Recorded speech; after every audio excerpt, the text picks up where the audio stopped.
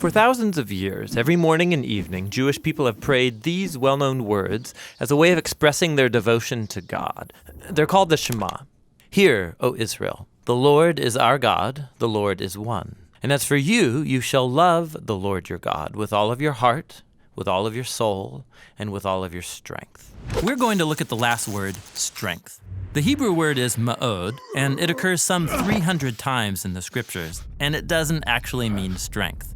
There is a perfectly good word for strength in Hebrew, and ma'od is not it. In fact, the Shema is one of the only places in the whole Bible where ma'od is translated as strength. So what's up with that?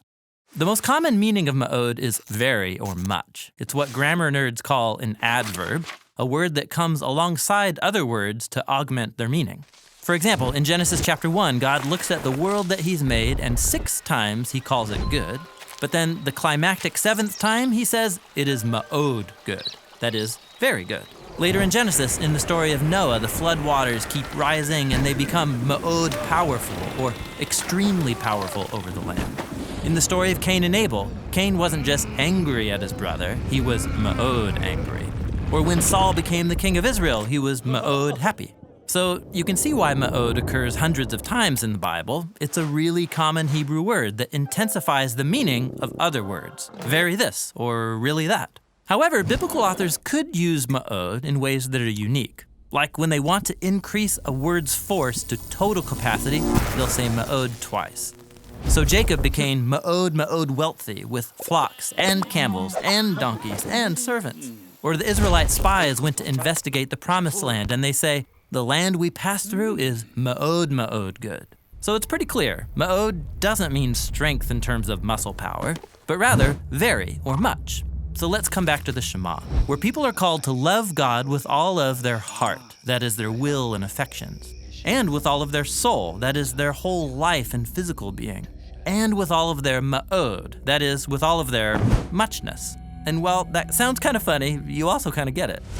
If ma'od can intensify any word's meaning to total capacity, then this final thing that you use to love God isn't a thing at all. It's actually everything. Loving God with your ma'od means devoting every possibility, opportunity, and capacity that you have to honoring God and loving your neighbor as yourself. It's the most wide and expansive word in the Shema. Ma'od can refer to almost anything. Which raises one last and really fascinating point.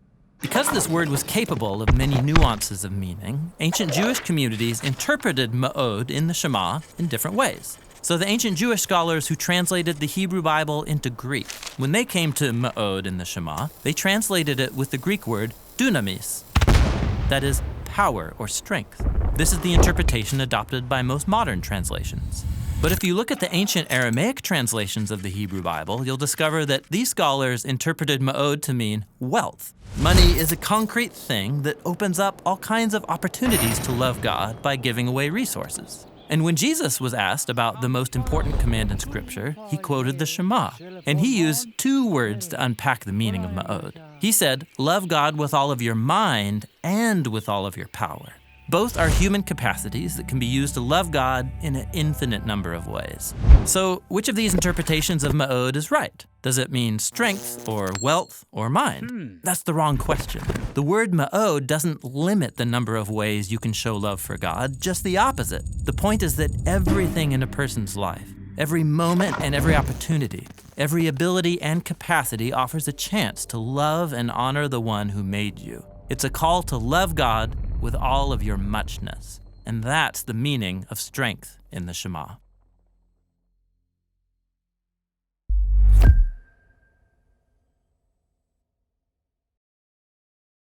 Hey guys, thanks for watching this Bible Project Word Study video on strength. This is the last of a 6-part series exploring all the key words of the Shema prayer in Deuteronomy. That's awesome. It was such a great series. We had a lot of fun making it. We hope the videos were helpful for you. We're a crowd-funded animation studio. You can be a part of what we're doing. Find out more at thebibleproject.com.